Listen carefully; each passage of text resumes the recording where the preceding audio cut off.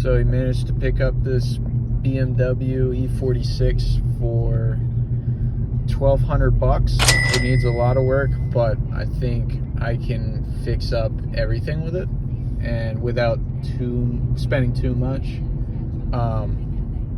A lot of it's just shit that needs to be fixed more than bought. And so, yeah, this is the first fucking flip car. She's getting towed. I convinced AAA that, you know, that I owned the car.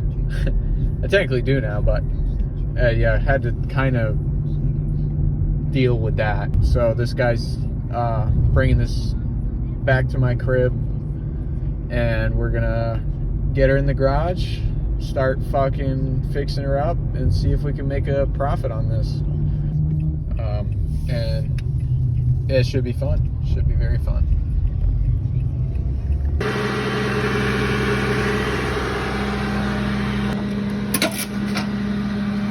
So immediately when I got it, it had some body work, like bad dents. Key fob was bad, and when it did run, it was having misfires. So kind of did a diagnosis and figured the key fob was bad on it, and that's why it wasn't wanting to start up, and the ignition coil was probably the reason why it was misfiring. Overall, it was just kind of disgusting, so I did details to it, or detailing, and just cleaned it up the best that I could, and tried to get good photos. BMW, and it's time to take care of that. So, I mean, I got the huge dent out, significantly better already. Yeah, these marks on here, you have to like fucking sand it down and repaint it. Overall, it's better than it fucking was, so I say it's a win. A whole hell of a lot better than it was, and this actually mates up now to this, which is pretty good. And obviously I need to fix the plastic insert before I put it back on. I'm going to put it back on tomorrow, but this also should be able to clip in now once I get it in there correctly. Compared to how we got the thing, she's looking quite a bit better.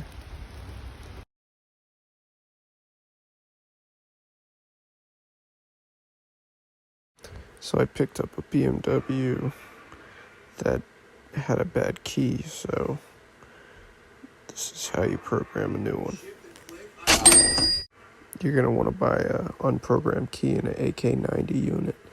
Then you download the software and drivers for the AK90 unit, and then plug everything in.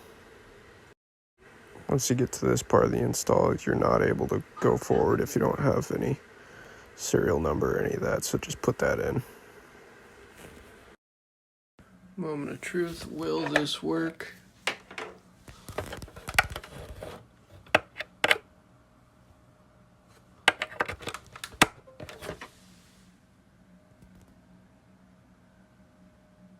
Okay.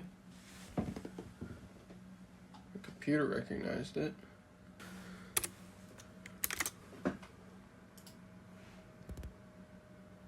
Oh.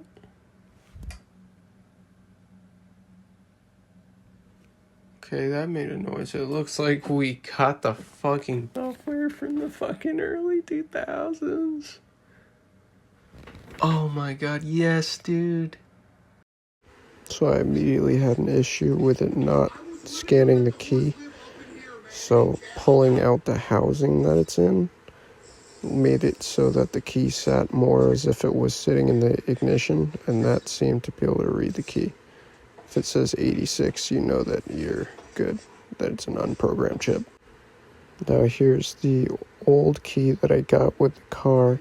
You can see it's not able to read it, so the circuit must be bad. So now let's connect to our anti-theft system. So this image is showing you where to be able to read on the chip what model number it is, so you know what program to run when you go to program it. or when you go to read and write to it. OD46J. K. So it comes up with this warning just to make sure that you didn't select the wrong one. If you did, you'd lose all the information on it and you'd be a shit show. Okay, we connected it up. Pins aren't touching, okay. So I'm thinking that this coating that's on everything on the board needs to be cleaned up a bit.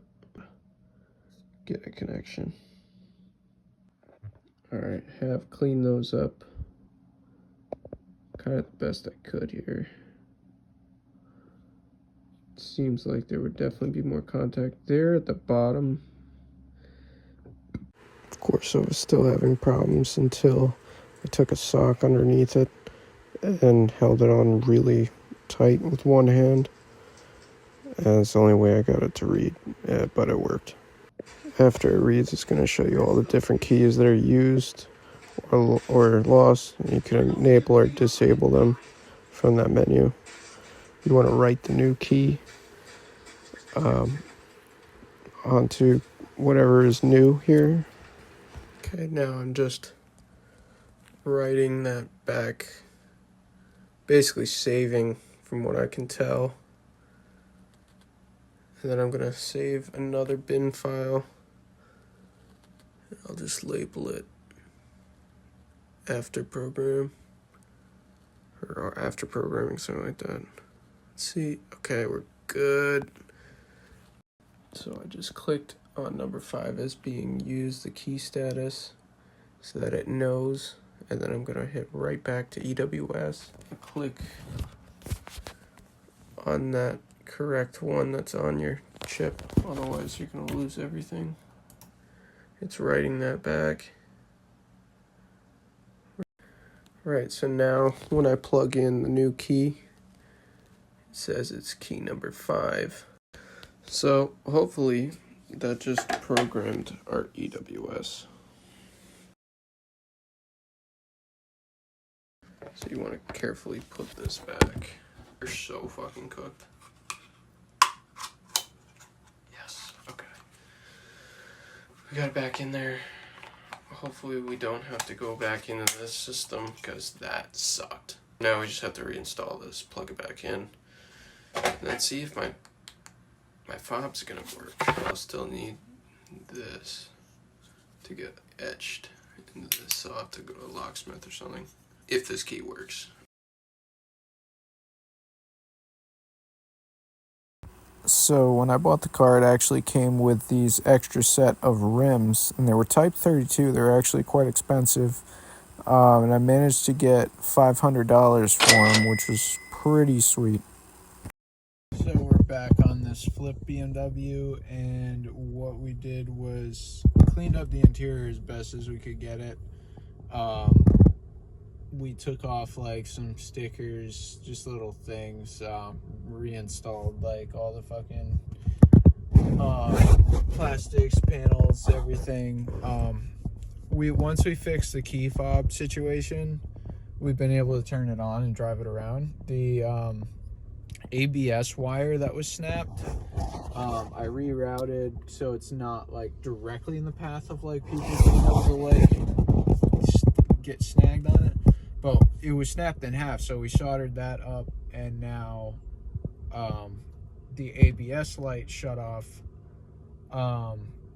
We still have the service engine soon light and the cruise control light just posted up being on. It's got weird electrical issues for sure. We've completed what we wanted to get done, which is get rid of the misfire and fix the ABS. So we did both those things. We cleaned it up the best we could, and so the way we fixed the misfire was I picked up an ignition coil for $30, and it managed to fix our issue. Got pretty lucky with that. Misfire can be a lot of different things. Not having a rough idle anymore, and she sounds all right. There's no more misfiring. That's huge. basically from here, we would have to take it to AutoZone, or if I had a scanner, which I unfortunately don't, I need to get, I would plug in the scanner in OBD2 right in the port down there, and I would clear the code for the misfire, and we wouldn't have the dash lit up. Small thing, but I mean, it makes a difference when you're trying to sell a car, having lights on or not. If somebody's bringing a code reader, they could actually clear this code for you, so I'm hoping on that. And what do you know, somebody ended up coming by with a scanner, and I was able to clear that misfire. And the AC, before it was smelling fucking rancid. Now, it's actually not smelling that bad really at all, so that's good. Hopefully this is the last time I'll be sitting inside the E46. It was the last time I was in the E46. Somebody ended up coming through and buying it for $1,700. So with the $500 from the rims, the $1,700 from selling the actual car, minus what I paid for it, and the ignition coil and the key fob, we get a grand total of $935 profit. So we managed to almost double our money, which very happy about. It was a pain in the ass, but definitely worth it, and definitely was a good start to getting into this. Now we have that much more money to try and go on another one.